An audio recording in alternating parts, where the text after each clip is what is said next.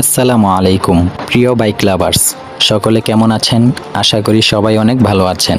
এই ভিডিওতে আমি আলোচনা করব Honda x blade FI ABS, যেটা কিনা এক্স ব্লেডের সর্বশেষ মডেল, সেই বাইকটি সম্পর্কে।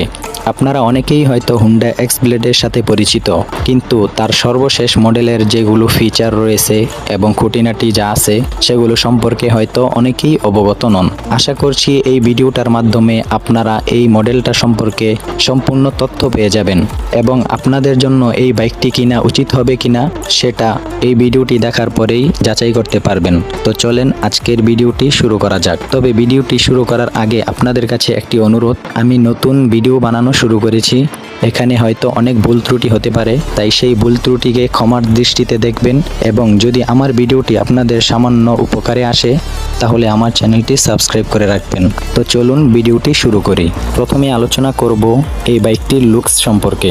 এই বাইকটির ওভারঅল যেই লুকস রয়েছে তা নিয়ে কোনো আলোচনার কিছু নেই, কারণ হচ্ছে হুন্ডা এক্স ব্লেড শুরু থেকে যেই লুকস নিয়ে লঞ্চ হয়েছে এখনও সেই লুকসই রয়েছে, শুধুমাত্র কিছু ফিচার কম বেশি করা হয়েছে, এছাড়া ওভারঅল দেখতে সেম আগের মতোই। এরপরে চলেন একটি বাইকের সবথেকে গুরুত্বপূর্ণ পার্টস ইঞ্জিন, সেই ইঞ্জিন সম্পর্কে জেনে আসি।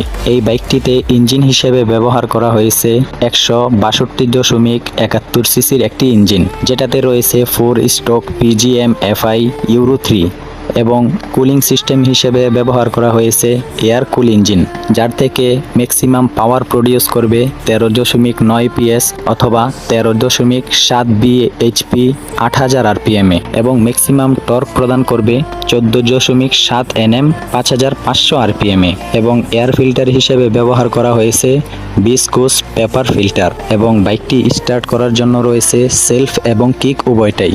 এরপর আলোচনা করি বাইকটির বডি সম্পর্কে। বাইকটি লম্বায় হলো 2013 মিলিমিটার এবং প্রস্থে হলো